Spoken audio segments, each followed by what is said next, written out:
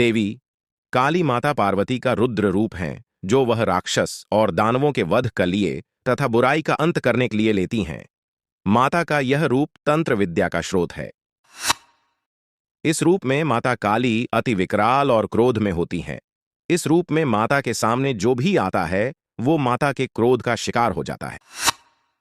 यह रूप माता ने प्रथम बार रक्तबीज नामक राक्षस के संहार के लिए लिया था।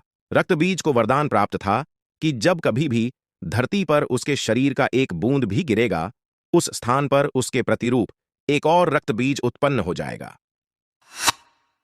ऐसे वरदान के साथ रक्तबीज का सामना करना देवताओं के वश में नहीं था, क्योंकि जब भी देवता उसे मारते और उसके शरीर से खून का बूंद धरती पर गिरता, वहां एक और रक्तबीज पैदा हो जाता। धीरे धीरे रक्तबीज की खुद की विशाल सेना तैयार हो गई, जिसे रोक पाना देवताओं का हाथ में नहीं था। उसी के संहार हेतु माता पार्वती ने काली का रूप लिया, जिनके एक हाथ में तलवार और दूसरे हाथ में कटोरा है।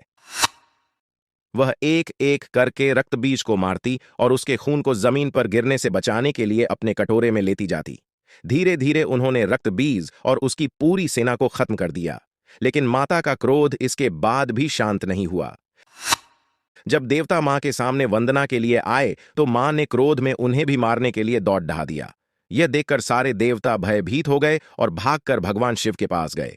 एक भगवान शिव ही थे जो माता को शांत कर सकते थे।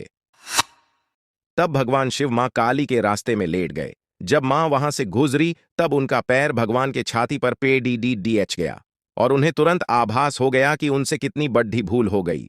इस वजह से मां की जिह्वा बाहर निकल गई।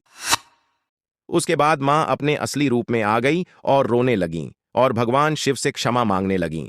भगवान शिव ने उन्हें शांत कराया और उन्हें समझाया कि यह उनकी गलती नहीं है। तब से मां काली के मूर्ति और प्रतिमा में उनकी जिह्वा बाहर निकली होती है और उनका पैर भगवान शिव के छाती पे होता है और माता इसी रूप में पूजी जाती है।